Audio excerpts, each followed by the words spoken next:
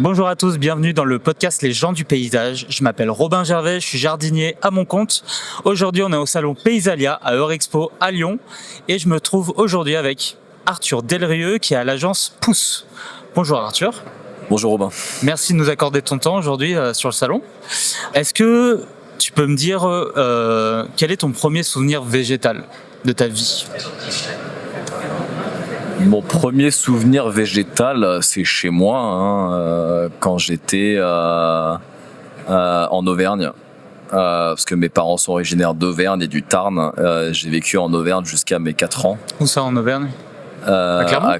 À côté de Clermont, ouais. J'étais à Monton. Monton. À l'époque, c'est la petite colline, si tu connais un petit peu Clermont. Quand tu vas dans le sud en partant de Clermont, sur l'autoroute, sur la gauche, t'as une colline avec la Vierge. Tu sais, t'as une grande statue de la Vierge en haut de cette colline. Petite colline mignonne, tu vois. Parce que tu vois, ma copine, elle est de Clermont et eux, ils habitent à Eda. Ok, magnifique Eda. Ouais, Eda, c'est magnifique. Le lac d'Eda, incroyable. Ouais.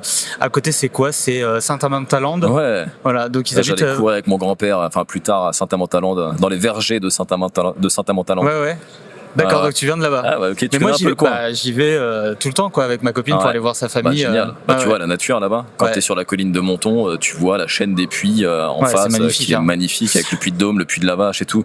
Voilà, c'est des souvenirs d'Auvergne, je pense. Et c'est dans la petite maison qu'on avait comme ça sur cette colline. C'est trop bien. Ça fait un petit peu la petite maison dans la prairie. Mais ça fait un petit peu petite maison dans la prairie. C'est vraiment le mec de la campagne. Ouais. Et donc c'était autour de, enfin voilà, c'était en Auvergne, ton premier souvenir. Premier souvenir, ok. Ouais. Qu'est-ce que tu t'imaginais faire quand t'étais, enfin t'aimais faire quoi quand t'étais jeune ? T'aimais jouer dans la nature ou t'avais quoi comme idée pour alors ça c'est peut-être une autre question, mais quel était le métier que t'aurais aimé faire après, quand t'étais plus grand ? Ouais, je suis passé par plein de phases, je crois, tu vois. À un moment donné, ça a duré assez longtemps. Je voulais être boulanger. Parce que j'aimais manger des pains au chocolat, je crois. C'est aussi simple que ça, tu vois. Je crois que je passais à côté d'une boulangerie, il y avait l'odeur de la boulangerie et tout, et t'as pas trop de références autour de toi de métier, donc tu vois qu'il y a une boulangerie dans ton quartier et tu te dis tiens, c'est un métier qui est possible, quoi. Ouais. Donc j'ai voulu être boulanger pendant longtemps, jusqu'à ce que mon grand-père me dise bah vas-y, je connais un boulanger, j'ai un pote qui est boulanger, donc si tu veux demain matin on se lève à 2h du mat et puis on va aller faire du pain avec lui, tu vois. Donc il m'a réveillé à 2h du mat, on est parti faire du pain ensemble, bon, c'était cool. Mais par contre le réveil à 2h du mat, je me suis dit ça va être technique, tu vois. Ouais, ça va être technique. Donc je crois qu'il a voulu me montrer que c'était compliqué, tu vois, je devais avoir 12 ans à l'époque. Ouais. Boulanger, même cuistot. Et pareil, ma mère, elle avait son cousin qui a un resto, donc j'ai bossé pendant 2 semaines quand j'avais 14 ans dans son resto pendant les vacances, tu vois. Et pareil, j'ai vu la dureté du métier et tout. Voilà, ça m'a. J'étais un peu moins chaud d'être cuistot aussi après avoir fait cette petite expérience, même si c'est un super métier. J'adore cuisiner aujourd'hui. Ouais, c'est ça, boulanger, cuisinier, tu vois, je suis passé par là. Et le métier de paysagiste, c'est arrivé plus tard. En gros, quand j'étais au lycée, j'ai d'abord voulu être garde forestier et ensuite je suis passé par le métier de paysagiste. Je suis tombé sur un article, tu vois, dans un magazine d'un paysagiste qui parlait de son métier. Je trouvais ça génial, le fait que tu puisses avoir un métier créatif, que tu maîtrises vraiment ton métier de A à Z. Tu sais pourquoi tu le fais, tu vois le résultat en face de toi, c'est concret, c'est matérialisé et tu vois les clients qui sont contents, quoi, tu vois. Et surtout voilà, pouvoir créer une petite entreprise, pouvoir développer ton entreprise, le côté aussi entrepreneurial m'a motivé, quoi, dans cette voie. T'étais intéressé par les métiers manuels en fait quand t'étais petit, très vite, c'est ça ou Pas tant que ça en fait, finalement. Je crois que j'ai jamais été vraiment très manuel quand j'étais petit. C'était plutôt le côté créatif que j'aimais. Ouais. Parce que j'ai vécu, en fait, j'étais en Auvergne jusqu'à mes 4 ans, mais après j'étais en banlieue parisienne et j'ai peut-être un peu moins de terrain de jeu pour pouvoir m'exprimer, le côté manuel, si tu veux. Mais c'était plus le côté créatif qui m'a attiré dans l'aménagement paysager, je pense. Ok. Ouais. T'étais quel genre de gamin, toi, quand t'étais à l'école ? Comment on pourrait te définir ? J'étais pas hyper concentré, on va dire, tu vois. Ouais, ça m'intéressait pas tant que ça, quoi, tu vois. Donc j'étais plutôt le mec au fond de la classe qui avait envie de faire en sorte que le temps passe un peu plus vite et donc qui se marrait avec ses potes, tu vois. Et Ouais, j'étais ce genre de gamin. J'aimais pas trop l'école en fait, tu vois. Enfin, j'aimais pas trop rester dans une classe assis et écouter un prof toute la journée du matin au soir, 5 sur 7, tu vois. Je trouvais ça long, quoi. Ah ouais, c'était long. Je trouvais ça tellement long, l'école. Après, je kiffais mes potes, j'aimais bien l'ambiance du collège, du lycée, la récré, voir mes amis le matin, etc. On s'amusait bien aussi. Mais après, si j'avais pu faire autre chose, franchement, j'aurais signé, quoi. Tu vois, genre juste, je sais pas, m'amuser, me balader, avoir des projets, j'en sais rien, mais voilà, j'ai trouvé ça long, quoi. C'était long, la scolarité. Mais après, voilà, encore une fois, j'aimais bien aller à l'école, j'avais pas de soucis particuliers. Je me suis bien amusé, j'ai des bons souvenirs, j'ai des bons potes. Je suis en contact avec une dame qui s'appelle Muriel Fifis. Et c'est Emmanuel Moni qui nous a mis un peu en contact, qui en fait, elle a une école nature où les enfants sont tout le temps dehors. Ouais. Et on devrait se rencontrer au printemps justement, et moi je suis hyper curieux de ça parce que moi aussi, enfin tu vois, de me rester assis 8 heures pour un gamin, d'avoir des petites cours de récré de 5 minutes, ensuite de revenir et puis le soir d'aller faire ses devoirs, putain, ça me rendait barjot, quoi. Moi j'avais du mal, hein. Puis comment, enfin même avec le boulot, enfin moi j'ai été employé, mais jamais je ferais des devoirs en rentrant du boulot, quoi. Tu vois ce que je veux dire? C'était insupportable. J'arrivais pas du tout à me concentrer. Ah ouais. Non mais toi aussi, hein. Non mais c'était compliqué. Après j'ai fait des études, mais j'étais toujours moyen, tu vois. Je pense que j'aimais bien quand même aller dehors. Je faisais du skate, j'aimais bien les sports extrêmes, tu vois. Enfin les sports extrêmes, faire du skate, aller faire du vélo, tout en dehors, tu vois. J'étais assez actif là-dessus, mais quand on m'enfermait à l'intérieur, j'avais du mal, hein. Ouais. Mais en réalité, je pense qu'il n'y a aucun gamin qui a envie de rester enfermé à l'intérieur toute la journée, tu vois. Même ceux qui vont te dire qu'ils aiment bien l'école, tu vois. Enfin, la plus belle chose qu'il puisse y avoir, c'est la liberté, tu vois, de faire ce que tu as envie de faire, quoi. Après, clair. Je suis bien conscient que il faut travailler, il faut qu'on nous éduque aussi pour pouvoir vivre en société, pour pouvoir vivre en collectivité, tu vois. C'est sûr. Mais je pense que on n'est pas hyper productif à l'école, dans le sens où je pense qu'on pourrait nous enseigner tout ça, mais de manière beaucoup plus efficace que de rentrer à 4 ans et d'en sortir à 18 ans, tu vois. 5 sur 7 avec, je sais plus, 2 mois de vacances l'été, le temps qu'on consacre assis sur une chaise à écouter un professeur, il y en a des très bien, c'est un métier hyper difficile. C'est clair. Voilà, je sais que c'est compliqué, ils y mettent tout leur cœur, mais par contre, on pourrait être un peu plus efficace que passer 15 ans 5 sur 7, tu vois, à écouter des professeurs. La moitié, 80% du temps, pour moi, est inutile, et ça pourrait être beaucoup plus efficace que ça, et surtout qu'on perd rapidement en concentration. Moi, je sais qu'au bout d'une demi-heure, 1 heure, j'étais là, bon, vas-y, j'ai envie de bouger, viens, j'ai envie de faire 2-3 blagues, tu vois. Et voilà. Mais je pense que ça fait des années qu'on en parle du fait que le système scolaire n'est pas parfait. On n'arrive pas vraiment à le changer. Je sais pas pour quelle raison. Peut-être que c'est un peu complexe. Et puis d'ailleurs, si on a envie de le changer, je pense qu'il y a tout de suite énormément de manifestations. Je suis pas la solution, on fait sûrement ce qu'on peut, mais il y a des choses à faire, en tout cas être plus efficace, tu vois. Moi je vois souvent l'exemple de l'anglais, quoi. L'anglais, le nombre d'heures on a fait en France, on fait à peu près, on démarre l'anglais à la fin de la primaire, je crois, même au début de la primaire aujourd'hui. Peut-être début de la primaire, peut-être. À l'époque j'étais en CM2, tu vois, quand j'ai démarré l'anglais, c'était il y a un bail. Aujourd'hui je crois qu'on démarre encore plus tôt. On fait 10 ans, 15 ans d'anglais en France. Des centaines et des centaines d'heures, tu vois, à apprendre l'anglais. En fait, on fait des études de texte, des choses comme ça. Et quand tu regardes le niveau d'anglais d'un mec qui sort de terminale en France, j'ai pas mal voyagé, tu vois. Tu parles avec des Allemands, tu parles avec des Norvégiens. Voilà, ils ont un anglais parfait par rapport à... non, mais ça, c'est clair. C'est terrible. Tu vois, je me dis, limite, au lieu de passer tout ce temps à faire des études de texte, des milliers d'heures qu'on a passé à faire des études de texte en anglais, tu mets un écran, tu mets Netflix en anglais, sous-titré en français, et peut-être que ce serait un petit peu plus efficace que ce qu'on a fait. Peut-être, et heureusement maintenant qu'on a ce genre de séries ou de films qu'on peut voir en anglais avec sous-titré, etc. Mais toi, tu parles bien l'anglais, j'imagine, vu que tu me disais que tu avais beaucoup voyagé. Donc, j'ai appris sur le tard, quoi, tu vois. T'as appris sur le tard, donc t'avais pas un super... Ok. Non, pas terrible. Quand je suis sorti de...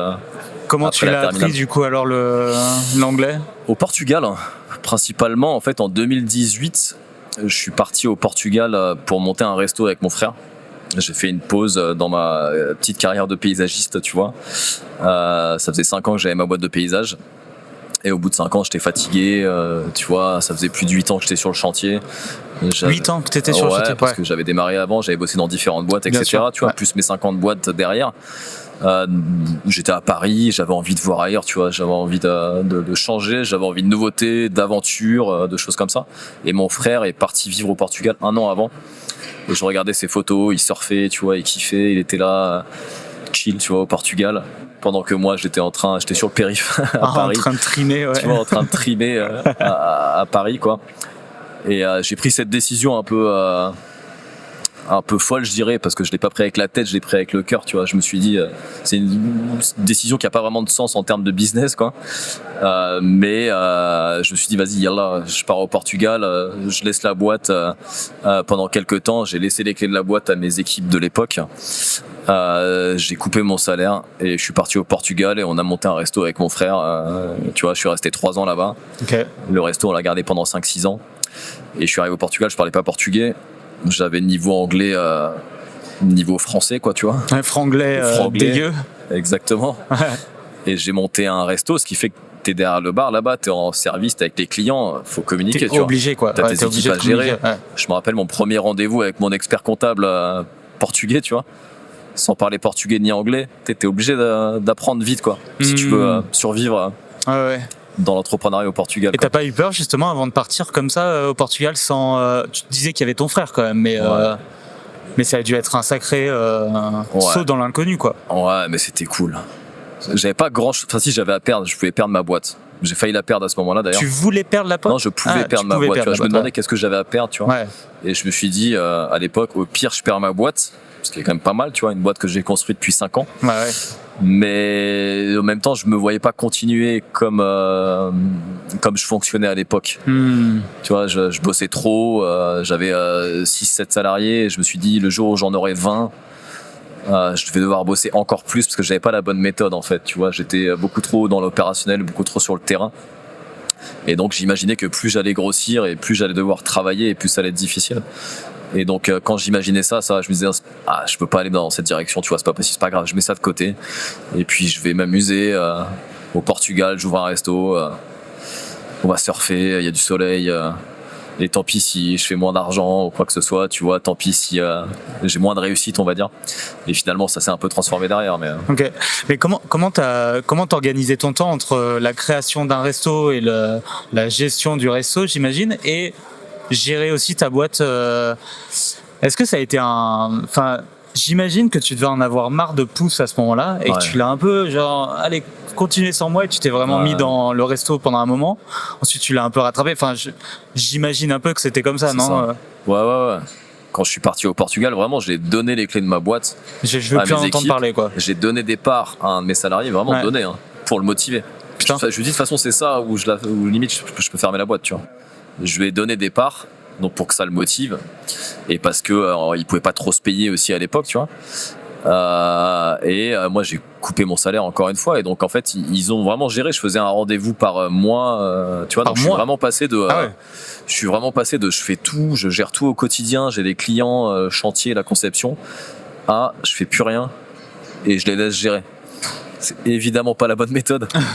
Le truc, ça s'est effondré. On a perdu de l'argent sur plein de chantiers parce que je devais gérer la création d'un restaurant en même temps. En même temps, tu vois, au Portugal, à distance. Donc j'ai fait ça pendant 1 an et demi. Au bout d'1 an et demi, il y avait plus de trésor dans la boîte à Paris, tu vois. Et là, j'ai réfléchi et cette fois, j'ai mis un peu le cœur de côté et je me suis dit qu'il y avait quand même une opportunité. Ce serait dommage de laisser mourir cette boîte, si tu veux. Bah ouais, c'est clair. Donc je suis retourné à Paris, j'ai remis un petit peu d'argent dans la boîte et puis j'ai réorganisé la boîte, j'ai restructuré la boîte et là je me suis dit attends, je sens qu'il y a un potentiel, il y a quelque chose à faire. Mais par contre pas de la même manière que ce que je faisais avant avec je vais me travailler comme un forcené et plus de manière intelligente, réfléchie, en travaillant sur mon entreprise et pas dans mon entreprise, tu vois. Je me dis j'ai une entreprise, je la vois même à distance parce que je suis à Lisbonne et maintenant je vois cette machine et j'arrive à la peaufiner un petit peu, tu vois, et à travailler dessus et sans me dire que je suis dedans, tu vois. Et c'est quand même beaucoup plus simple. Voilà. Tu bouges des potards en fait, en prenant un peu de recul comme ça, t'arrives à bouger les potards et à voir tout ça. Quand t'as quand t'as voulu monter ton entreprise Pousse, t'avais quoi comme ambition avec cette entreprise? Franchement, quand je l'ai monté au début, je regardais ce que faisaient mes anciens patrons. Mes anciens patrons, ils avaient 5-6 salariés et ils vivaient plutôt bien. Je me rappelle qu'ils prenaient des week-ends de 3 jours, ça me faisait halluciner à l'époque, tu vois. Ils partaient le vendredi matin. Et je me disais, c'est vrai, c'est cool, ça me convient, tu vois. Ah ouais, j'aimerais bien faire ça. Ils avaient l'air de bien vivre, tu vois. Ils étaient plus sur le terrain. Quand même, ils gardaient la relation client, le côté commercial, etc. Tu vois. Donc voilà, c'était mes exemples, tu vois. C'était une boîte de 4, 5, 6 personnes. Et je me disais, vas-y, voilà, ça me convient, quoi. Ok. Comment ça s'est passé justement le développement de ton entreprise? Parce que moi je suis un peu au début. Ouais. Enfin, tu vois, j'ai passé un petit stade quand même jusqu'à la fin de cette année. Je suis assez content. Mais comment ça s'est passé pour toi Bah, c'était assez long quand même, tu vois. C'est-à-dire que moi, ça fait 13 ans, je crois, 12 ans, 2013, que je l'ai ouvert. T'avais quel âge à ce moment-là? 26 ans. 26 ans. Tu vois, j'avais 26 ans à l'époque. Ça a été long les premières années et c'est exponentiel. C'est exponentiel. Et là, je pense que ça fait vraiment, on va dire, 4 ans où je me dis, ah là, c'est bien, tu vois. Okay. Là, c'est stable, c'est solide. Et il n'y a plus le doute de, mais est-ce que ça va continuer? Est-ce que on va s'effondrer? Là, j'ai vraiment l'impression d'avoir un truc solide. Et je suis hyper serein sur l'avenir, sur comment développer, continuer à développer l'entreprise. Et je suis aussi serein et content de ce que je fais dans l'entreprise, ma position et comment j'évolue aussi, tu vois. Il n'y a plus vraiment ce truc de doute et d'être sur un fil et de se dire que ça peut s'effondrer du jour au lendemain, quoi. Donc voilà, la première chose, c'est que c'est assez long, quoi. Après, il y a j'avais pas les bonnes méthodes à l'époque, donc ça peut être fait de manière beaucoup plus rapide. Si je devais le refaire aujourd'hui, évidemment, ce serait beaucoup plus simple. Et vraiment, le déclic que j'ai eu, c'est quand je suis parti au Portugal et j'ai arrêté de me voir comme un paysagiste, mais comme un chef d'entreprise.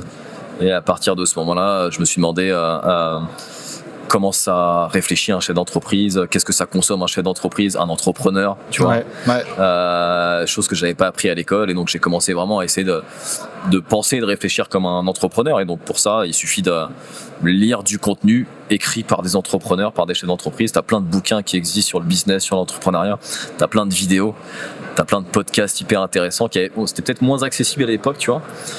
Il faut aller les chercher, tu vois. Il faut savoir ce qu'on veut. Et si tu étais intéressé par ça, tu vois, tu vas un peu creuser.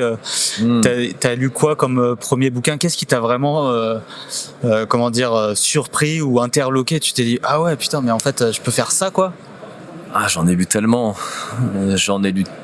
Des bouquins sur le business. Moi, je me rappelle d'un livre un des premiers que j'ai lu en 2018. C'est un livre de Tony Robbins. Qui est pas, il parle de business aussi, c'est surtout du dev perso. Tony Robbins, c'est un grand coach américain, un grand gourou qui remplit des salles de milliers de personnes. Ça, c'est clair. Qui transforme des vies. C'est sûr, voilà. C'est vrai. Hein. Voilà, c'est ça. Bon gars, Tony Robbins. Bon gars, j'adore.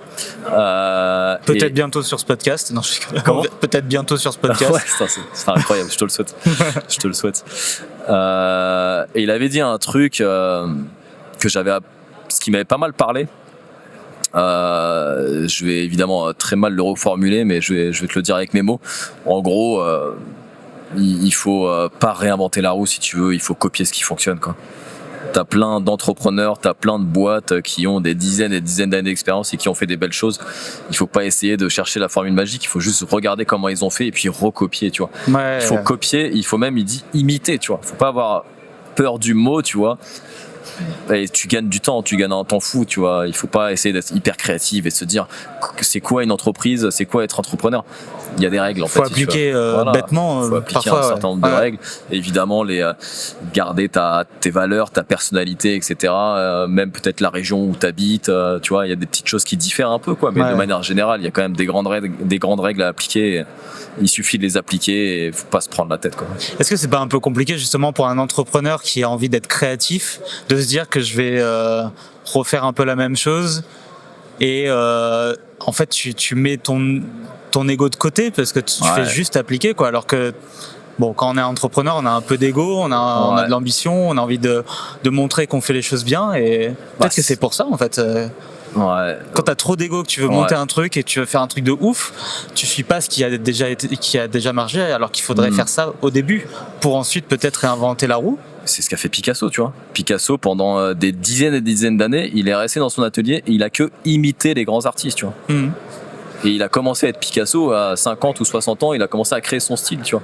Mais pendant des dizaines et dizaines d'années, tu vois, il a juste imité et il disait les bons artistes copient, les grands artistes volent. Tu vois, c'est une phrase de Picasso, quoi. Ouais, c'est vrai. Mais donc oui, il a mis son ego de côté, tu vois. D'abord, tu mets ton ego de côté, t'apprends, tu regardes, t'observes. T'as des mecs, tu vois, Emmanuel Mony, par exemple, on en parlait, il a une soixantaine d'années, il avait une boîte de paysage qui faisait plus de 100 millions d'euros par an. Tu vois, t'es là, ça sert à rien d'essayer de chercher une information dans ta tête, en fait, tu vois. Il la détient, cette information. C'est ça, comment il a fait. Ouais, exactement. Donc ouais, faut mettre son ego de côté. Après, évidemment, il y a une part de créativité, tu vois, sinon ce serait chiant, quoi, de juste appliquer un truc. Donc, mais il faut cette base rassurante de, tu risques beaucoup dans l'entrepreneuriat, tu vois, tu risques de l'argent, c'est quand même risqué. Donc si en plus t'es en 100% créatif, roue libre, à tenter des trucs, là, je vais mettre 1000 euros là, 10 000 euros là, tu vois, c'est compliqué. Donc faut une base, je pense, qui te permet d'avoir un peu de sérénité, où tu te dis, là, je sais que ça va fonctionner parce que lui l'a fait, ça fonctionne. Mais par contre, tu peux te laisser un petit 20%, 30% de créativité, tu vois. Je pense qu'on a été un peu créatif chez Pouce, d'une certaine manière aussi, tu vois. Mais on n'invente rien. Ouais. Après, on pioche. Moi, je pioche des trucs en marketing, en branding, pas dans le monde du paysage, mais plus dans le monde du textile, de la mode, tu vois, ou ce genre de choses que je mets dans le monde du paysage. Généralement, la nouveauté, la créativité, c'est souvent des informations existantes qu'on a piochées à droite et à gauche, et puis qu'on décide de mettre au même endroit et de mélanger, quoi, tu vois. Mais tu vas rien inventer, en fait. Ouais, c'est clair. Est-ce que tu parles tout à l'heure, tu avais ta conférence ici à Paysalia. Est-ce que tu parlais de focus? Est-ce que tu étais arrivé à être focus seulement sur ton entreprise quand tu l'as montée? Est-ce que c'était vraiment la chose la plus importante que tu devais faire, ou est-ce que tu t'es un peu éparpillé au début? J'étais vraiment focus, je pense, pendant les 5 premières années. Même si à l'époque, tu vois, j'avais 26 ans, donc je sortais pas mal. J'avais aussi, tu vois, les week-ends, etc. C'est normal, on a envie de profiter, quoi, quand même, à cet âge-là. Heureusement que je l'ai fait. Que je l'ai fait. Donc là, j'étais quand même très focus à ce moment-là. Après, je me suis défocus avec le resto. Ouais. Mais tu vois, comme je te dis, bon, plus de trésor, ça n'a pas marché, j'ai dû revenir. Et après, j'ai décidé de me refocus. Donc, je suis éloigné du resto. J'ai laissé mon frère gérer le resto et je me suis vraiment focus sur ma boîte, et c'est vraiment à ce moment-là que ça a commencé à vraiment fonctionner, tu vois. Okay. Et quand je te dis focus, c'est aussi financièrement, quoi. C'est-à-dire que je mettais tout mon argent dans mon entreprise et j'étais pas là à multiplier les investissements en bourse, en crypto ou ce genre de choses, ou alors à créer d'autres boîtes. Donc je pense que ouais, plus t'es focus, plus t'es obsédé en fait par une chose, plus tu as de chances de performer et de réussir dans cette chose, quoi. Tu vois, c'est comme les sportifs de haut niveau. Si tu veux être champion du monde d'une catégorie, il faut faire que ça, quoi. En fait. Ouais, il faut faire que ça. Bien sûr. Complètement. Donc, tu as intérêt à choisir un métier qui te passionne, parce que sinon, ta vie, elle va être un peu merdique. Si tu es focus par un truc, obsédé par un truc que tu n'aimes pas, c'est quand même dommage. Donc voilà. Ensuite, ça veut pas dire qu'il faut se tuer à la tâche, etc. Mais j'ai quand même le sentiment que les premières années, il faut être obsédé, quoi. Ouais. J'ai le sentiment qu'il y a un sacrifice à faire les premières années, et après tu peux commencer à relâcher. Mais il y a tellement de concurrence et tout, si tu veux pouvoir t'en sortir, ça dépend de ton niveau d'ambition.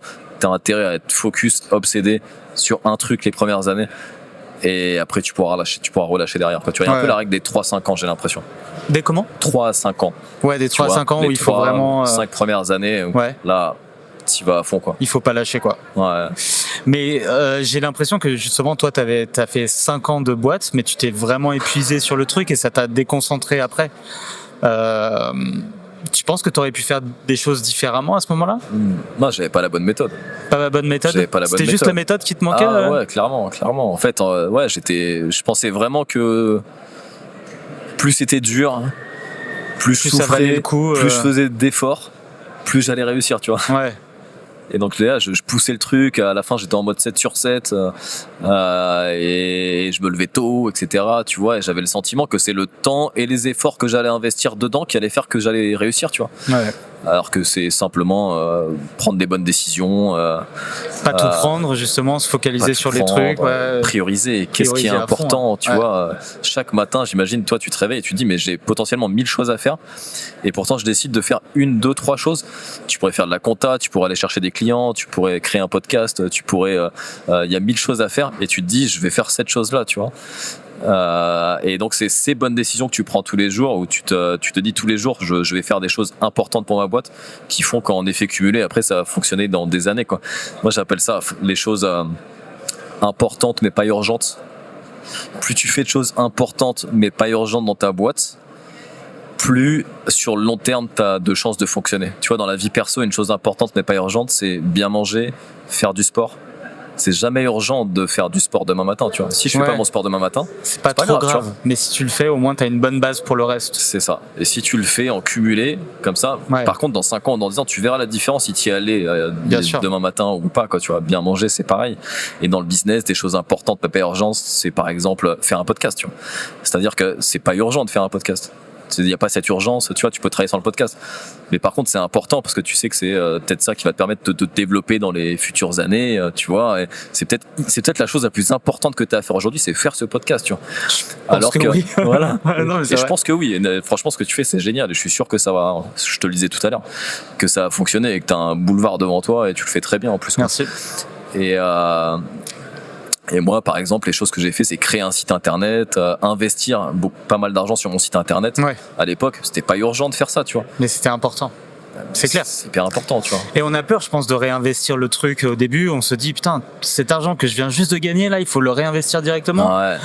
Alors que quand on commence, en tout cas, en tant que paysagiste, etc., c'est compliqué, on gagne pas beaucoup d'argent. Donc là, de voir que l'argent, il part aussi. Enfin, moi, j'ai jamais autant dépensé d'argent que cette année, quoi. J'ai jamais vu ça de toute ma vie. C'est ma première année en tant qu'indépendant, mais putain la vache. Mais communication, les podcasts, le matériel, etc. Et au final, là, je vois que ça marche et qu'il faut continuer en fait dans ce sens-là. Mais il faut le faire intelligemment aussi. J'ai fait des erreurs, mais finalement, j'apprends au fur et à mesure. Mais c'est hyper intéressant. Ouais, mais c'est trop bien. Mais tu remets du fuel dans la machine, tu vois, quand tu fais ça. C'est pas même pas des dépenses, c'est de l'investissement, quoi. Ouais, tu réinvestis sans arrêt dans ta boîte. Ouais. Ça, c'est génial. Même si tu fais des petites erreurs d'investissement, c'est des tests. Ça reste dans ta boîte, tu vois. Et moi, j'avais peur de dépenser de l'argent aussi au début, tu vois. Ah ouais. Moi, j'avais ce côté où si je dépense de l'argent, c'est de l'argent que je perds. Et j'étais plus il faut que je garde de l'argent pour pouvoir gagner de l'argent, tu vois. Mais du coup, cet argent, il fait rien. Et exactement. Tu vois. Et en fait, tu te rends compte que avec le temps, si tu veux te développer, il faut pas échanger ton temps contre de l'argent, mais il faut échanger de l'argent contre de l'argent. Et je pense que mon argent est beaucoup moins précieux que mon temps. Ouais. Tu vois, genre le temps, il n'y a rien de plus précieux que le temps, il est limité. Il sera peut-être illimité un jour, j'espère, mais aujourd'hui il est limité, tu vois. C'est intéressant ce que tu dis. Ce serait génial.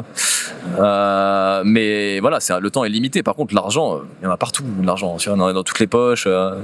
J'ai moins peur de dépenser de l'argent que de dépenser de mon temps aujourd'hui. Et donc, dépenser de l'argent, ça te permet de gagner plus d'argent derrière, tu vois. Ouais, c'est de voir l'argent comme quelque chose d'infini un petit peu. Il y en a de partout. Il faut pas en avoir peur, quoi. Enfin. Ouais. J'ai l'impression que, moi, quand je travaillais dans une boîte, finalement, l'argent était fini et le temps était fini. Enfin, tout était fini, tu vois. Alors que quand tu montes une boîte, tu te rends compte que finalement, peut-être l'argent, il peut devenir un peu plus infini, ou en tout cas, ça peut être beaucoup plus là. Il est en abondance. C'est ça, en fait. C'est pas, il est infini, il est en abondance. Il faut juste aller le chercher et c'est pas si compliqué. Si, c'est compliqué au début, il faut quand même se sortir, faut y aller, quoi, tu vois. Mais d'avoir cette mentalité-là, de se dire que c'est en abondance, les clients sont en abondance, il faut juste que j'aille les chercher, c'est pas grave si on me dit non, il y en aura d'autres, il faut juste que j'y aille. Ouais, ça m'a vraiment rassuré au niveau de l'argent. Enfin, maintenant, j'ai beaucoup moins peur qu'avant, où j'étais vraiment, faut que je fasse attention, etc. Maintenant, c'est un peu plus facile, ou en tout cas... Ça, c'est génial que tu aies cette mentalité, c'est hyper important pour un entrepreneur, c'est beaucoup plus simple quand tu es entrepreneur d'avoir cette mentalité plutôt que de croire que... Là, ce que tu viens de dire, c'est juste une croyance face à l'argent. En fait, l'argent, il est neutre. L'argent, c'est un bout de papier, en fait. Et après, chacun met sa croyance sur l'argent. Il dit, ce bout de papier, il n'y en a pas beaucoup. Ce bout de papier, il est sale. Ce bout de papier, il est formidable. Ce bout de papier, il me permet d'être libre. Après, chacun met sa croyance. Et si tu penses qu'il est abondant, t'as autant raison que le mec qui va te dire que pas tant que ça, mais l'argent c'est difficile de le gagner, l'argent, tes croyances deviennent réalité, tu vois. Ouais, Donc, c'est ça, ouais. si tu te dis l'argent est abondant, je voyais des gens autour de moi, tout le monde a de l'argent, tu vois, c'est dans les poches de tout le monde. Ouais, Tu peux le voir partout, quoi. Ouais, c'est clair. Tu vois, et si au contraire tu te dis que non, l'argent c'est ça, l'argent c'est difficile et tout, t'auras beaucoup moins de chances de l'attirer, quoi. Complètement. Dans ta vie, Ouais. voilà, et ouais. À quel moment tu t'es dit que l'argent, enfin, du coup toi t'avais des peurs un petit peu sur l'argent, et à quel moment de ton entreprise tu t'es dit ah ok, en fait ça peut arriver, je suis content, ça, enfin tu vois, je me sens un peu plus rassuré et je vais commencer à investir. Peut-être que c'était dans ton premier employé, j'imagine que tu t'es dit ok, là je peux investir dans un employé pour en gagner un peu plus, je sais pas. Ouais, c'est petit à petit, je pense. J'ai pas vraiment eu un déclic là-dessus. Ouais, effectivement, tu vois, en fait, tu vois, quand tu investis dans ta boîte, tu vois le retour sur investissement assez rapidement, quoi. Et typiquement, ce que tu viens de dire, le premier salarié, en fait, c'est une dépense, mais dès le premier mois, il te permet de gagner plus d'argent, en fait, ton premier salarié. Tu vois, il a un coût et il y a un retour sur investissement, tu vois. Donc, ça te permet de signer plus de chantiers, d'aller plus vite et donc derrière de gagner plus d'argent. Donc, vraiment, le salarié, si on parle du monde du paysage, le mec sur le terrain, t'as vraiment le retour sur investissement qui est direct, quoi. Ouais. Les choses qui sont un peu plus longues, marketing, la communication et ce genre de choses, ça peut prendre un peu plus de temps et avoir un retour sur investissement, tu vois. Ouais. Mais oui, plus tu investis dans ta boîte et plus tu le fais de manière judicieuse, plus tu as de chances que ça paye après, sortir, quoi. Ouais. Quelles ont été les premières décisions, les grosses décisions que tu as prises quand tu es revenu du Portugal? Parce que ça a dû être un peu... J'en ai une des décisions la plus difficiles que j'ai eu à prendre, c'est de licencier de me séparer de mon associé de l'époque, quoi. Il s'y attendait pas du tout en plus. Et c'était un ami ou pas en plus, ou pas vraiment? C'est devenu un bon pote, on va dire. Tu vois, c'est le pote d'un pote de base. Voilà, je lui ai laissé les clés de la boîte alors qu'il est pas du monde du paysage, donc tu vois, le pauvre, il a fait ce qu'il a pu aussi. Voilà, ça a été difficile pour lui, donc voilà, j'ai dû m'en séparer quand je suis rentré du Portugal à l'époque, donc ça a été difficile de lui annoncer c'était terminé parce qu'il était bien investi dans la boîte, il aimait bien travailler dans la boîte, tu vois, donc je pense que c'est la décision la plus difficile que j'ai eu à prendre à ce moment-là. Ouais. Et quelle direction tu voulais mener là? Est-ce que tu as eu d'autres ambitions du coup avec Pouce? Là tu t'es dit ok, là je reprends les rênes, je veux arriver je veux aller à un certain objectif ou quelque chose que tu avais envie d'atteindre avec Pouce? Ouais, après les objectifs ils évoluent, ils changent régulièrement donc c'est des objectifs en termes à l'époque c'était très basique, hein, tu vois, c'était nombre de salariés et chiffre d'affaires, il y a des paliers à atteindre qu'on a essayé d'atteindre, quoi. Mais j'ai des objectifs perso aussi, c'est-à-dire que je veux bosser pour Pouce, mais je veux faire à l'époque je me disais que ce qui m'intéressait c'était la partie développement, la partie marketing, commercial, communication, stratégie, structuration, motiver, faire des réunions régulièrement avec les cadres de la boîte, tu vois, d'être au contact des cadres de la boîte, monter des équipes. Mais c'est des objectifs qu'on faisait tous les ans, si tu veux. À l'époque, on voyait pas vraiment beaucoup plus loin que la prochaine année. Là, c'est la première année cette année qu'on a un objectif sur 3 ans, tu vois, un objectif sur 2028, beaucoup plus ambitieux en termes de chiffre d'affaires, en termes de nombre de clients, de nombre de salariés, etc., que les années précédentes, parce que ça me stimule, quoi. Ça me stimule, on a besoin. En fait, on se rend compte à chaque fois, même à l'époque, tu vois, il y a 10 ans, je me disais, si j'atteins ce niveau, c'est bon, tu vois, limite j'arrête. Et en fait, à chaque fois, t'as toujours envie de repousser le truc parce que t'as envie de nouveautés, t'as envie de voir jusqu'où tu peux aller. De challenge aussi. Tu vois. Ça te permet de rencontrer des nouvelles personnes, d'avoir plus de personnes dans ton équipe, de pouvoir réinvestir, de faire des projets incroyables avec des clients de plus en plus prestigieux, tu vois. Voilà, mais aujourd'hui, ouais, il y a ces objectifs de rentabilité de chiffre d'affaires, les objectifs des équipes évidemment. Ce qu'on veut, c'est vraiment que les équipes elles soient épanouies au quotidien, elles soient contentes d'aller au taf, qu'ils s'entendent bien entre eux, que les clients soient satisfaits. Et on veut vraiment livrer des projets qui soient de plus en plus créatifs, de plus en plus innovants, et qui nous impressionnent et même qui m'impressionnent moi, tu vois. J'ai envie d'être impressionné par les projets de mon équipe et de me dire waouh, là c'est stylé, c'est tu cool, vois ce qu'on a envoyé, quoi. Ouais. Genre là je suis fier de ça, quoi. Ouais. Et donc j'essaie de les mettre dans les meilleures conditions et d'embaucher les meilleures personnes, bien meilleures que moi dans ce qu'ils font, tu vois, dans le côté créatif. Après je peux donner un petit peu de direction artistique et ce genre de choses, quoi, de vision, mais j'adore être surpris par ce qu'on propose et ça, voilà, c'est pour ça qu'on fait ça, parce que je fais ça, qu'on fait ça, que dans la boîte, mettre du beau, mettre de l'esthétisme en avant, faire en sorte que les gens se sentent bien dans les espaces qu'on crée, tu vois. Ouais. C'est ce qui m'importe, quoi. Comment tu arrives à du coup à essayer d'avoir des bons profils? Comment tu les mets le plus à l'aise possible alors pour travailler pour toi? Ouais, c'est une bonne question. En fait, il y a différentes choses pour être à l'aise, je pense, dans une boîte.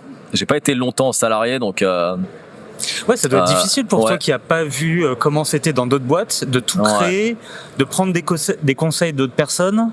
Parce que du coup, t'étais pas vraiment à cette place-là pour t'en rendre compte, quoi. Ouais, bah j'ai été 2 ans salarié, Ouais, hein, tu 2 vois, ans, j'ai mais bossé dans des boîtes de paysage et tout, mais ouais, c'est pas énorme, quoi.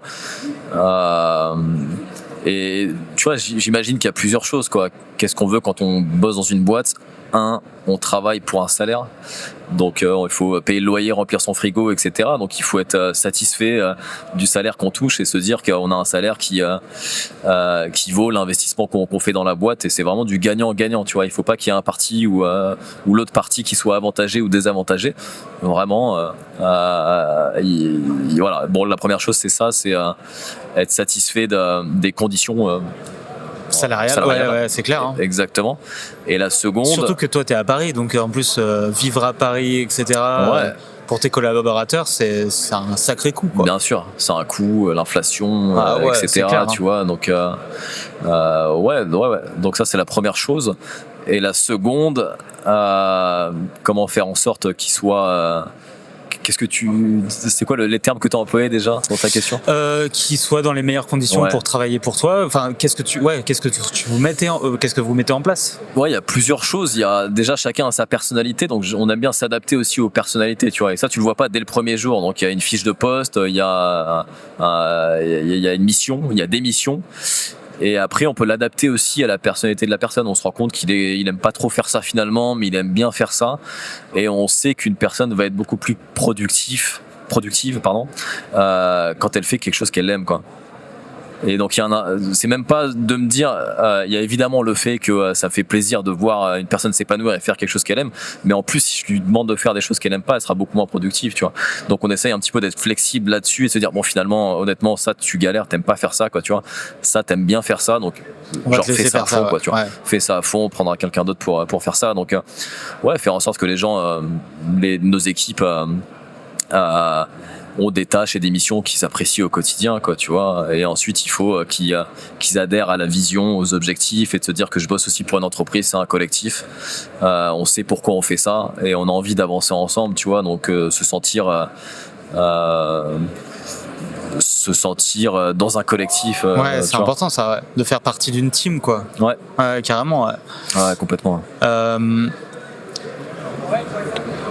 Comment tu arrives à créer ça? Moi, en tout cas, de ce que j'ai vu de Pouce et en tant que paysagiste qui a été dans d'autres boîtes, etc., moi, ça m'a... Enfin, tu vois, toute cette imagerie que vous avez, elle m'a beaucoup attiré. Et en tout cas, de la communication que vous en faites, ça a l'air hyper agréable de travailler pour Pouce. Vous travaillez sur des projets qui sont ambitieux, qui sont beaux. Du coup, on parle d'esthétique.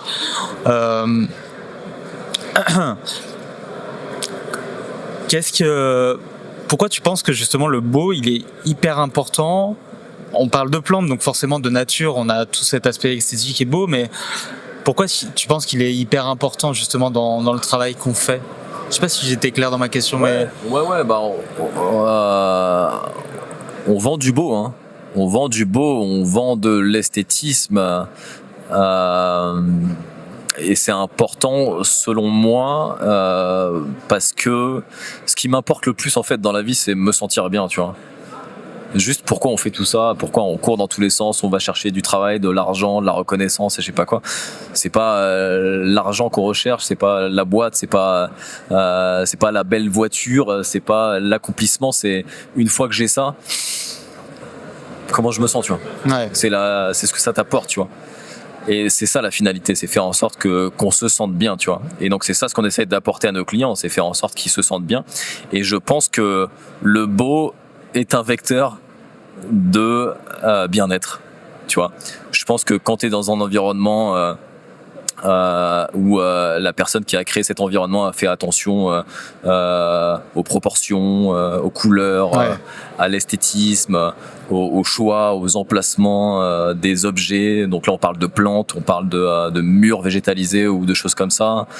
Tu vois, moi, je suis très attiré par tout ce qui est épuré, minimaliste, ce genre de choses. Et je sais que quand je suis dans un espace comme ça, je me sens bien. Quoi. Tout à l'heure, sur le salon, je me suis arrêté à un stand parce que tout était blanc et il y avait juste un banc designé au milieu, tu vois. Et je me suis arrêté sur le stand et je suis resté comme ça, tu vois. Et j'ai regardé le truc juste parce que je me sentais bien, tu vois. Donc le mec est arrivé à essayer de me vendre le truc après, évidemment derrière, mais j'étais juste là, non, j'ai juste envie de profiter, tu vois, profiter de cet environnement que j'apprécie, quoi. Donc le beau, est un vecteur de bien-être et c'est ce qu'on essaye de faire, tu vois. On essaye de procurer des émotions positives aux gens, quoi. Dans les environnements qu'on a végétalisés, que ce soit des événements, des défilés, des tournages, mais aussi des bureaux, des jardins, des terrasses. Ce qu'on veut, c'est que les gens qui arpentent ces environnements aient ce sentiment de je me sens bien, tu vois. Vous avez participé à quel tournage, peut-être, tu sais, ou C'est clip. On fait beaucoup de clips. Ouais, beaucoup de clips. Je sais pas ce qu'on a fait. On a fait VG Dream. Okay. On a fait des planètes rap. Ok, c'est vrai. Ah oui, vous avez fait des planètes rap. On a fait un planète rap. Dajou. Je sais, plein de clips, tu vois. T'écoutes du rap, toi, un petit peu ou pas? Ouais. J'écoute du rap. J'ai écouté beaucoup de rap français. Énormément de rap français. C'est marrant parce que moi, quand je t'ai écouté la première fois sur le podcast, je me suis dit que t'avais un peu la voix de Booba. Mais... Waouh, ah ouais. Non, mais tu sais, la voix posée, rauque un peu comme ça. 9-2. 9-2. 9-2. C'est pour mes pirates. Ok. Ouais, voilà, enfin, je sais pas, c'est un truc qui m'était passé. Ouais, j'écoute du rap. Okay. Moi, j'ai eu un passé dans la musique parce que je mixais. J'étais DJ house, plutôt, à Lyon. Et donc on a organisé beaucoup d'événements avec une association qu'on avait créée qui s'appelle Atypique. Moi j'en fais plus partie, mais je faisais beaucoup de house, je mixais, j'organisais des événements, je sortais beaucoup. Puis au bout d'un moment, franchement ça me prenait la tête parce que du coup la house c'est très binaire, c'est tout le temps la même chose, tu vois. Et pour sortir de la house, je me suis mis à écouter énormément de rap et de rap français alors que je détestais ça, quoi. Enfin, tu vois, j'étais un peu un nazi de la musique, j'écoutais que de la house. Et ça m'a sorti un peu de mon univers, parce que j'étais trop dans la house. Et du coup, d'écouter du rap. Et maintenant, j'écoute du rap, mais beaucoup plus de pop, de la musique pop, alors que, pareil, avant, je me disais qu'il fallait vraiment écouter le truc le moins connu du monde, très underground. Enfin, tu vois, vraiment le con, quoi. Et alors que maintenant, j'adore les trucs très grand public. Populaire. Hein. Très populaire. Ouais. Et je découvre l'intelligence qu'il y a derrière ces morceaux, alors que j'avais beaucoup de... Putain, c'est génial hein, que tu aies cette ouverture d'esprit comme ça, à te dire que je vais faire un virage et tout. Ça a pris des années, mais... C'est génial. Non, mais c'est top. C'est top. Non, ouais, j'ai... Rap français ou rap américain un peu Rap français, rap américain. Okay, mais ouais, pop, enfin, tu vois... des trucs des années 80 et tout que je disais mais jamais j'écouterais ça, ou maintenant encore plus la pop qui se mélange un peu au rap avec du vocodeur, avec de l'autotune et tout, alors que enfin même avant la house je faisais de la guitare, donc je me disais qu'il fallait vraiment des instruments pour faire de la vraie musique. Après je suis passé du coup à la house où on avait plus les ordinateurs, toute la technique. Je pense que t'es un vrai passionné de musique aussi, donc t'aimes bien aussi explorer un petit peu les différents univers, t'es vachement ouvert et Et, faut essayer c'est quand génial. même. Ouais, c'est Sinon, on clair. n'arrive pas à se développer, tu vois. C'est comme Ouais. là avec enfin, moi, en tout cas, tu vois, d'avoir monté le podcast, c'est parce que je m'y suis beaucoup intéressé et j'en ai énormément écouté. Je pense que ça m'a apporté énormément au niveau business, au niveau vision de la vie, ouverture d'esprit, développement personnel. Et aujourd'hui, j'écoute quasiment que ça. Peut-être moins de musique que des podcasts. Et surtout, c'est l'avantage qu'on a quand on est déjà à son compte. Mais tout seul sur le chantier, c'est que je peux me mettre mes petits écouteurs et écouter des podcasts pendant toute la journée. Dans le camion. Pardon ? Dans le camion aussi, dans Dans le l'utilitaire. camion, quand tu vas sur les chantiers, de se poser des questions, etc. Et ça, c'est un vrai avantage parce que du coup. C'est vrai. Le temps que tu passes seul, en fait, à pouvoir continuer à t'instruire, à monter en compétences, etc. Tu vois, c'est clair. Toi, t'en écoutes des podcasts un petit peu ou Ouais, j'ai des périodes. Je crois que j'en écoute moins en ce moment quand même des podcasts et je suis très business dans ce que j'écoute. Tu m'as parlé de Génération Do It Yourself, qui est vraiment super. Enfin, qui est top. Là, il en a sorti un avec Mathieu Ricard hier. J'ai commencé à le regarder. Mathieu Ricard, tu sais, c'est le moine bouddhiste, exactement. Ouais. Qui a l'air top. La plus grosse référence que j'ai, c'est un autre podcast qui s'appelle Modern Wisdom avec Chris Williamson. Et lui, c'était un peu aussi le mec a fait de la télé-réalité à la base et il a lancé son podcast. Il était organisateur de soirées aussi pendant un moment et il a lancé son podcast et là il en est à son plus de 1000e épisode. Mais c'est passionnant. Enfin, il est hyper. Il a l'air un peu d'un gym bro, tu vois, tout musclé, machin, mais avec des sujets très profonds, etc. C'est hyper intéressant. T'écoutes des podcasts en anglais alors ? Ouais. C'est en fait, j'ai fait une reconversion dans le paysage, moi, quand je suis parti au Canada. Donc, comme toi, tu vois, j'ai un peu voyagé. Justement, au moment où j'en avais marre de faire de la musique, etc., j'essayais de trouver une reconversion. Je me suis un peu intéressé à l'éducation, on en parlait tout à l'heure, tu vois, je me disais que je pouvais avoir un impact chez les enfants, tu vois, les aider. Donc, je suis parti au Canada pour faire garçon au père. J'ai fait 1 an dans une famille pour m'occuper de 2 enfants. C'était hyper intéressant. Du coup, là, j'étais complètement immergé dans l'anglais, donc je le parlais plutôt bien, mais là, j'ai dû vraiment pousser à fond parce que je devais que parler anglais. Pendant 1 an, j'ai travaillé avec eux et après, je suis resté au Canada et j'ai trouvé ce boulot de paysagiste un peu au hasard au moment du Covid parce que plus personne ne bossait à part les paysagistes. Et là, ça m'a fait un putain de déclic parce qu'ils m'ont super bien formé. En 3 mois, j'étais devenu chef d'équipe. Enfin, tu vois, avec leur formation continue, ils m'ont fait retourner à l'école. J'ai formé ensuite. Au Canada, c'est ça ? Ouais, tout au Canada et tout en anglais. C'était à Vancouver. J'ai formé ensuite une trentaine de personnes moi-même, tu vois, sur différentes tâches du paysage. C'était hyper bien organisé. Enfin, franchement, je gagnais bien ma vie. J'avais mon gros pick-up d'américain, j'étais content. Ils sont bons en paysage, les Canadiens. Ouais. Ils sont bons, et c'est un métier là-bas qui est hyper valorisé. En plus, tu vois, c'est vraiment stylé d'être paysagiste au Canada. Tu vois, le pick-up et tout, tu vois, c'est les bûcherons, c'est dans la culture. Canada, quoi, tu vois. c'est bien valorisé, quoi. C'est la classe. Les métiers de manuel, quoi. En gros, c'est vraiment ceux qui, les métiers de trade, c'est ça qui gagne de l'argent, etc. Alors que ici en France, tu connais Cody Sanchez ? Ouais, je connais. J'écoute ce genre de choses, quoi. Exactement, j'écoute vachement. Boring businesses. Pardon ? Les boring business. Boring businesses. Mais les business que les boomers ont créés, que personne veut vraiment reprendre alors que ça fait énormément d'argent. C'est quoi ? C'est les stations de lavage automatique, d'acheter ça. Boring business, mais ça fonctionne. Métiers manuels comme paysagiste, plombier, ce genre de choses. Alors que là, il y a la tech, l'IA, machin, mais finalement, tout ce genre de business sont hyper intéressants, quoi. C'est clair. C'est hyper intéressant. C'est clair. Et qui est-ce qu'il y a d'autres là ? Comment il s'appelle ? Il y a Cody Sanchez, puis il y en a un autre là. Hormozy. Ouais. Voilà. Hormozy. Ils ont fait un podcast à 3 là. T'avais Hormozy, Cody Sanchez et un anglais, je crois, un métis anglais. Je sais plus comment il s'appelle. Diary of a CEO. Ouais, c'est ça. Comment il s'appelle? Je sais plus, ouais. Ils ont fait un podcast, une masterclass Super tous les trois, intéressant. tu vois. Moi, je galère à écouter les podcasts en anglais. Celui-là, je l'ai mis en x0,7. Comme ça, ouais, ça ralentit un petit peu. Hormozy, avec sa voix grave en plus, t'as tout Hormozy, ça va vite. tu vois. Hormozy, ça va vite pour il va suivre. très vite, tu vois. Faut... Donc je mets en x0,7 et ça va. Je réussis à capter. Mais grâce à ces podcasts, ça m'a permis aussi de me dire, ok, en fait, c'est pas si compliqué que ça, justement, de se mettre au boulot, de monter un business. Et tu vois, toutes les règles, bon, parfois un peu abusées d'Hormozy ou quoi que ce soit, ça m'a permis de me dire, ok, en fait, là, il faut... Moi, ce que je retiens de lui, c'est la vitesse d'exécution. Et je sais pas si tu mets ça en place dans ta boîte, mais la vitesse d'exécution, pour moi, elle est hyper importante. T'as raison. Moi, j'ai la chance. Là, j'ai une associée, là, Sarah, qui bosse chez Pouce depuis 2017. Elle était en freelance au début. Maintenant, au début, elle était 1 jour par semaine et elle est à temps plein depuis 5 ans. Et on est associés maintenant. Et c'est elle qui gère tout l'opérationnel au quotidien, tu vois, aujourd'hui. Et Sarah, c'est une machine de vitesse et d'exécution.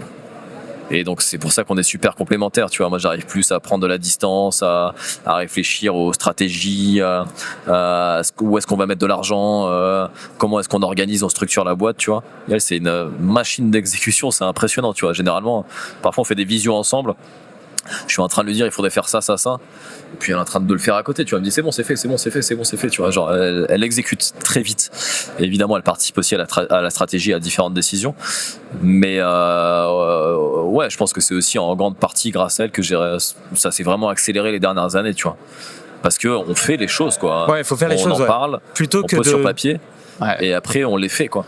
Plutôt que d'imaginer, de faire les choses, de faire des PowerPoint pour expliquer que on les fait et on voit ce qui se passe, quoi. Ouais. Et puis même, tu sais, aujourd'hui avec toutes les formations d'entrepreneurs, les podcasts, etc. Il y a des gens, ils peuvent passer 5 ans en fait à écouter des podcasts et à rien faire, tu vois. Ouais, alors et à se dire attends, il y a un mec, il a peut-être sorti une formation encore mieux qui va me permettre de savoir des trucs que je savais pas, tu vois. Donc je préfère rien faire et écouter son truc. Mais t'étais pas comme ça avant, parce que moi j'étais complètement comme ça. Je réfléchissais pendant des heures pour savoir qu'est-ce qu'il fallait faire, machin. Et c'est la mentalité à l'américaine qui m'a dit bah non, fais-le, c'est tout, quoi. Demain tu le fais et puis basta. Just do it. C'est un peu ça. Non mais c'est vrai. Ouais. Ben clairement. Après, j'ai lancé ma boîte à 26 ans, donc une fois de tes dents, de toute façon. Pas le choix, quoi. Une fois que t'as lancé la machine, t'es obligé de faire, quoi. Toi, tes parents en plus, ils sont pas du tout entrepreneurs. Qu'est-ce qu'ils en ont pensé que tu te lances un peu dans l'entrepreneuriat comme ça? Je pense que mon père aurait voulu être entrepreneur et il nous a eu tôt. Donc il a pas pu prendre les risques que moi j'ai pris, tu vois. Donc je pense que lui, il avait ça en tête, tu vois. Genre, j'aurais kiffé être entrepreneur, donc. Tu vois, à l'époque, quand je voulais être boulanger, il me disait vas-y, rachète la boulangerie du coin, tu vois. Bon, j'avais 14 ans, mais j'avais pas le budget. Mais quand j'avais 12 ans, je faisais des croissants dans le quartier, des galettes des rois, et mon frère, il les distribuait aux gens du quartier, il les vendait, tu vois.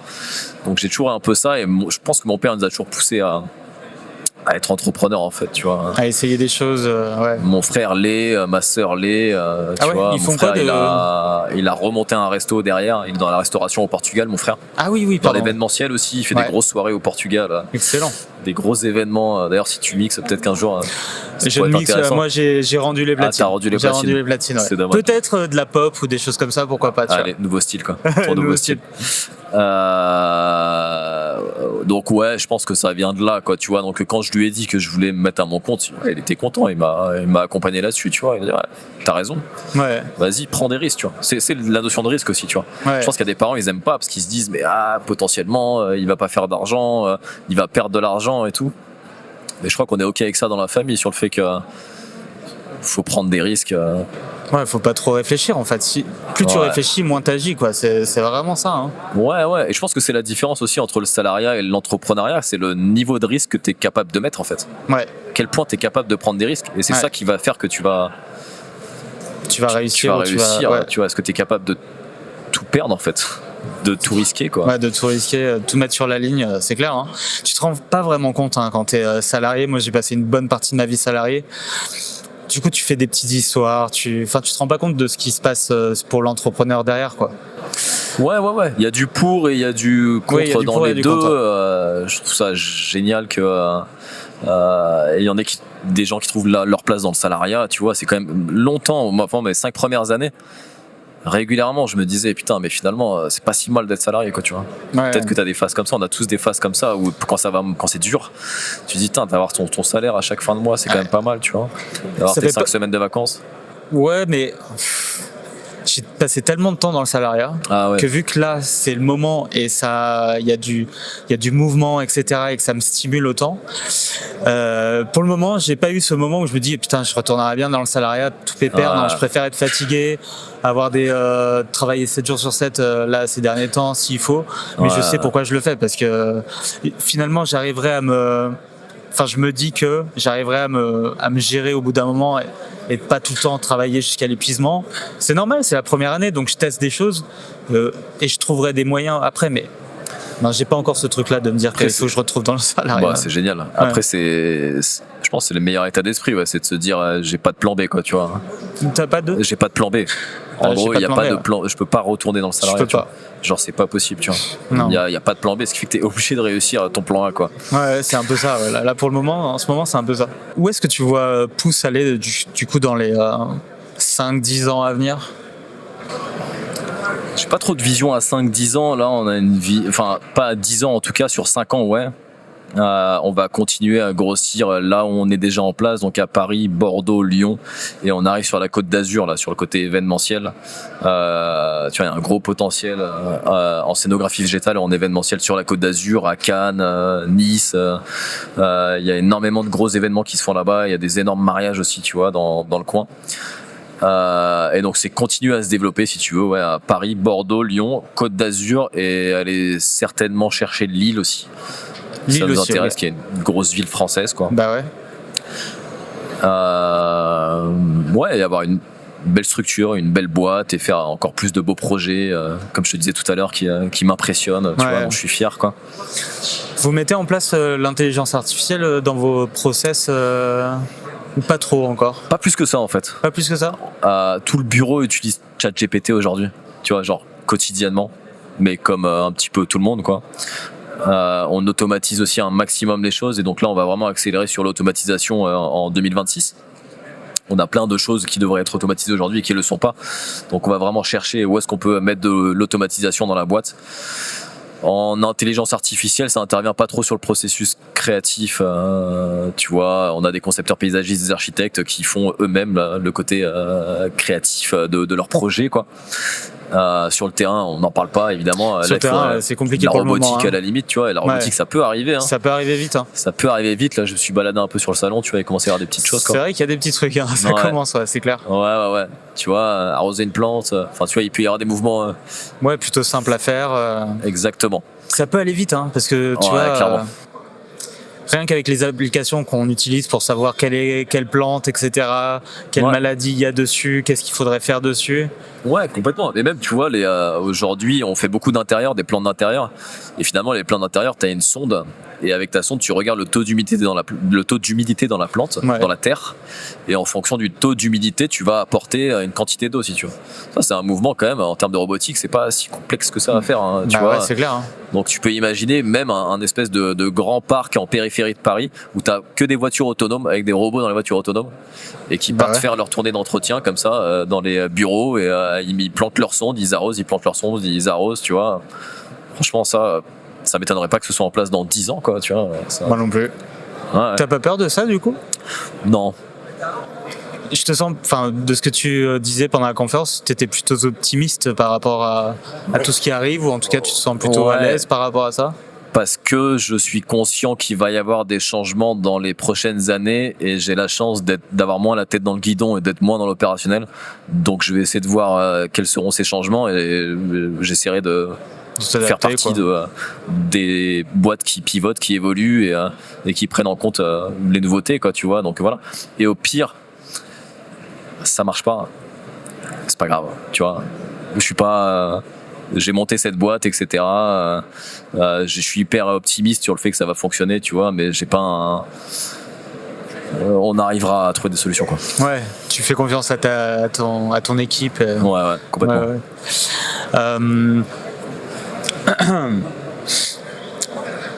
Je crois que j'avais entendu parler que tu t'étais fait mal au dos et que ça t'avait empêché de rester sur le terrain. C'était pas un truc comme ça? T'es blessé ou Ouais, non, j'ai raconté cette histoire. C'est juste le moment où j'ai eu effectivement, je me suis blessé sur un chantier. Tu vois, j'avais un lumbago depuis quelques jours et je continuais à aller sur le chantier. C'est à l'époque où j'étais dans ma boîte, j'étais encore sur le chantier.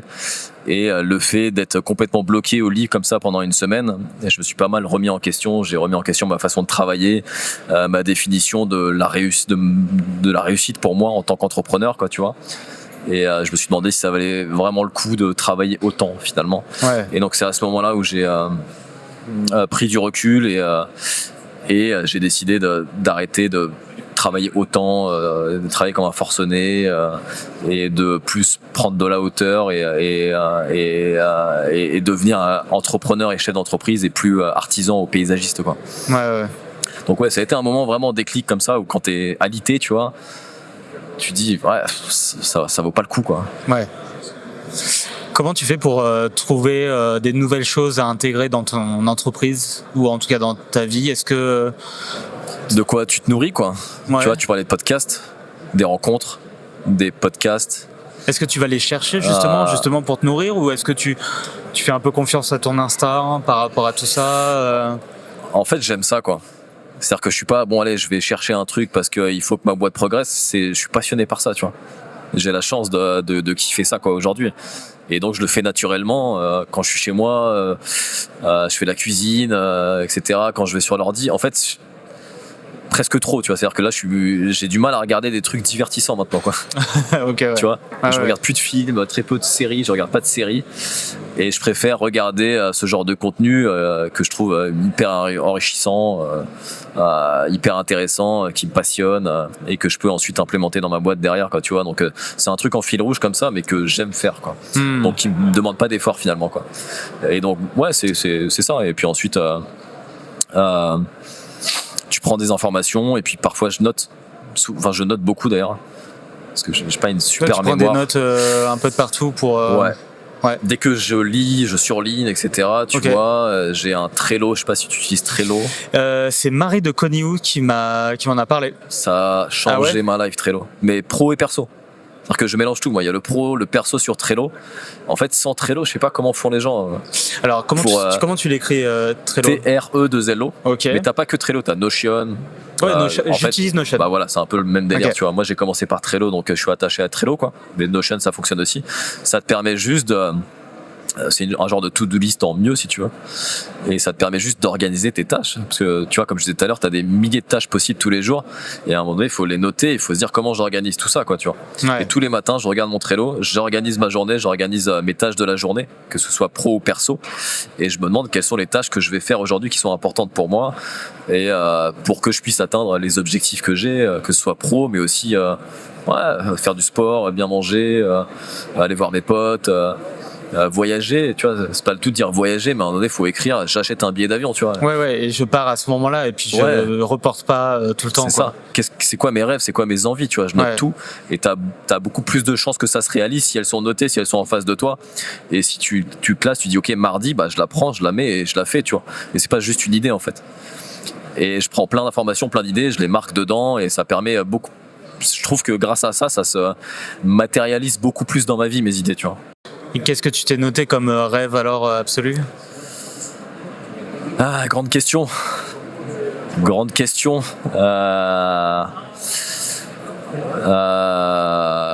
Écoute, moi j'ai des envies perso, tu vois, où je me vois vivre dans une superbe maison d'architecte, tu vois, dans la nature. C'est le cas au Portugal. Aujourd'hui, on a une maison sympa, mais c'est une maison familiale, si tu veux. Mais voilà, une super baraque. Voilà, c'est un rêve un petit peu matérialiste, on va dire.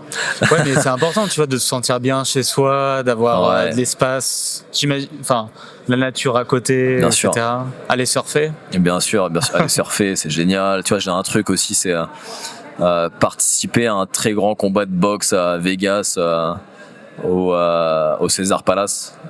Okay. Qui s'appelle le MGM, je crois. Maintenant, ça a changé de nom, tu vois. Mais dans les premiers rangs, quoi.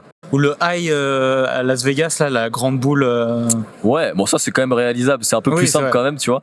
Mais genre le combat de boxe à Vegas au Caesar Palace, qui soit genre le combat de boxe de l'année dans les 3 premiers rangs, Ok. c'est un truc assez costaud, tu vois. Faut connaître du monde. Ouais. Voilà, donc je connais un peu de monde dans le monde de la boxe, donc je commence un petit peu à. Tu fais de la boxe, toi, là? Ouais, Ok. ouais, je fais de la boxe. Depuis longtemps? 10 ans à peu près, quoi. 10 ans. Ok. Ouais, Donc même quand t'étais paysagiste, quand t'as lancé ta boîte, ouais. Bah j'ai commencé en fait, T'as commencé j'avais quand lancé ma t'étais- boîte et j'ai ouais. commencé la boxe un petit peu après, et j'y allais le soir, tu vois, après les chantiers. ok. En fait, il y a un truc qui m'a fait changer, évoluer mes croyances là-dessus sur le métier artisanal, physique et et le sport. J'ai fait un déménagement quand j'étais en 2014 et le mec qui a fait le déménagement, c'était un mec ultra balèze et tout, tu vois. Et le mec me disait tous les soirs, il va à la salle, il fait du bodybuilding en fait, tu vois. Donc le mec il faisait sa journée de déménagement. Le déménagement c'est un des tafs les plus, j'en ai fait en intérim, tu vois, c'est un des tafs les plus durs du monde, tu vois. Ah, c'est clair. Et le mec le soir il allait à la salle de sport, tu vois, faire de la muscu, tu vois. Aucune excuse. Et il était là, aucune excuse, tu vois. Je me dis, putain, mais si ce mec-là, qui venait de faire mes 4 étages sans ascenseur avec une commode sur l'épaule, tu vois, il arrive le soir à aller à la salle, tu vois, faut tous le faire, quoi. Ouais. Donc même si t'as un métier physique, tu peux le faire, il te reste de l'énergie, quoi. C'est vrai que moi je me cale mes moments où je fais du sport quand j'ai pas de chantier par exemple, tu vois. Ouais. Parce que bon, aller courir le matin ou le soir en revenant, c'est un peu dur, mais peut-être qu'il y a pas d'excuses Ouais, c'est bien finalement. aussi, Il faut pas que je me trouve des excuses.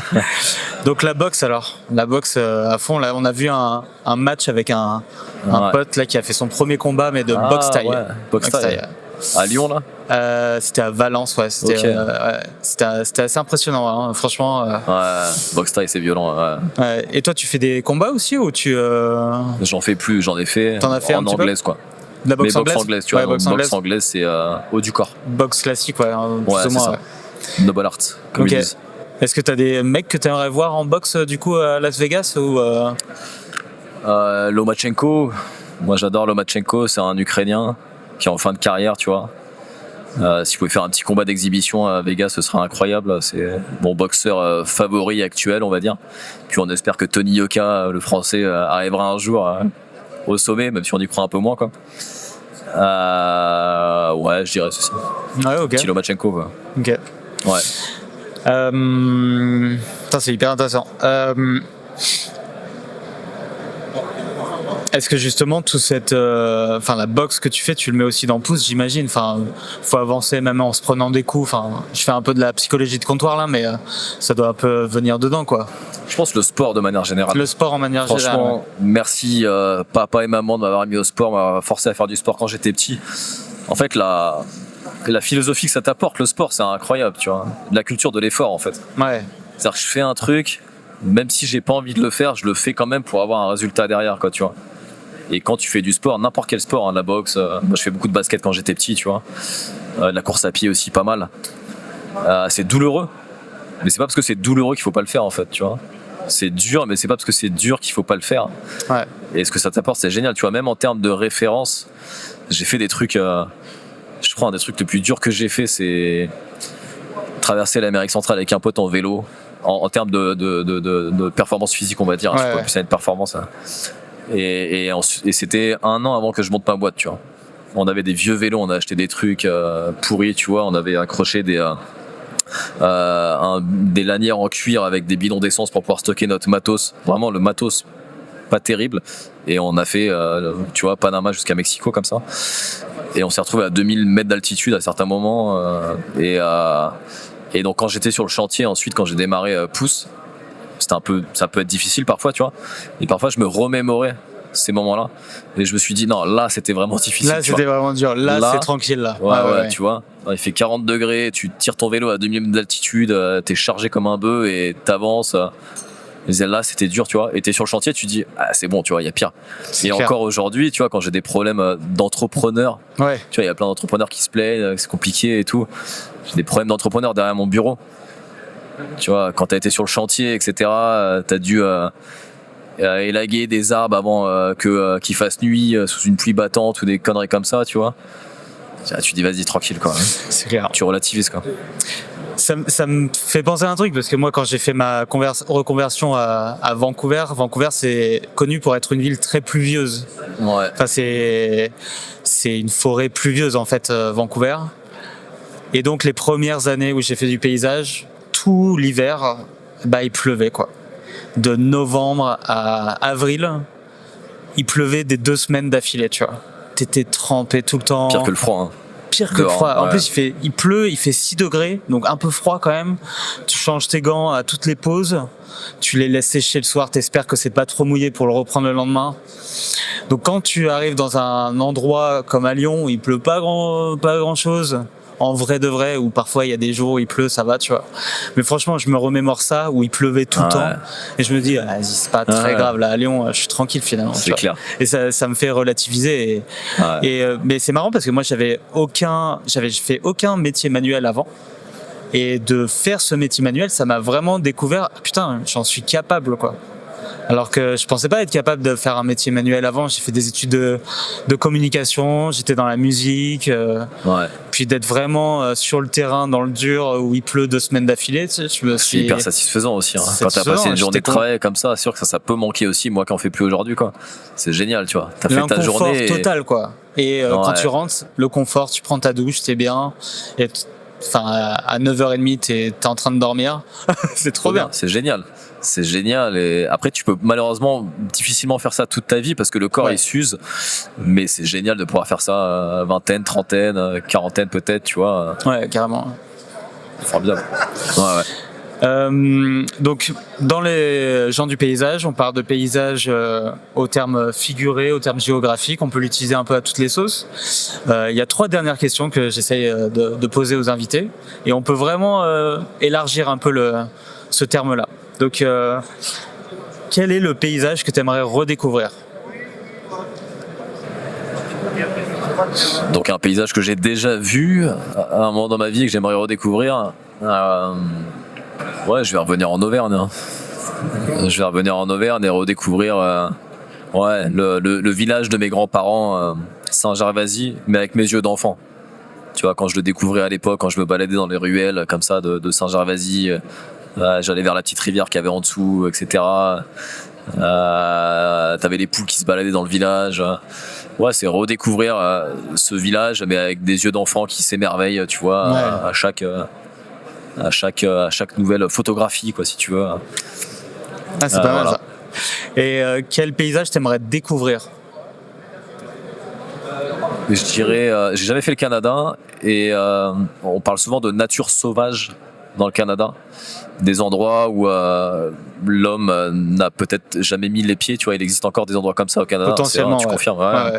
Into the Wild. Tu vois, complètement. Les paysages d'Into the Wild de Sean Penn. Magnifique, tu vois. Là, c'était plutôt Alaska, je pense, mais c'est Alaska, t'as raison. Donc, Alaska, alors tiens. Alaska, ça va être cool.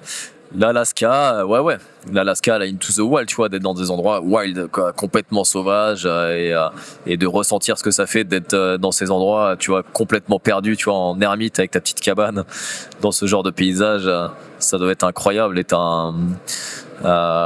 sais pas si tu connais Hubert Mention. Hubert Mention qui a fait l'université dans la nature et lui il amène des gens au Canada dans la nature sauvage pour pouvoir les soigner de certaines maladies, quoi, tu vois. Il dit que le contact avec la nature sauvage ça soigne énormément de maladies, principalement des maladies mentales évidemment, et il est passionné de nature sauvage mais canadienne, quoi, tu vois. Donc je regarde un petit peu ce qu'il fait et c'est vrai que ça donne vraiment envie de partir là-bas, de faire ton petit feu comme ça au milieu de nulle part. Ouais, ça c'est trop cool. Ouais, franchement, tu peux le faire. Ouais. Tu prends un petit 4x4 et tout, tu y vas. Ouais. Pour te parler un petit peu de sauvage, vite fait, j'ai une petite anecdote à Vancouver. C'était mon premier mois où je travaillais en tant que paysagiste. On était sur les hauteurs de Vancouver, chez les gens très riches, tu vois.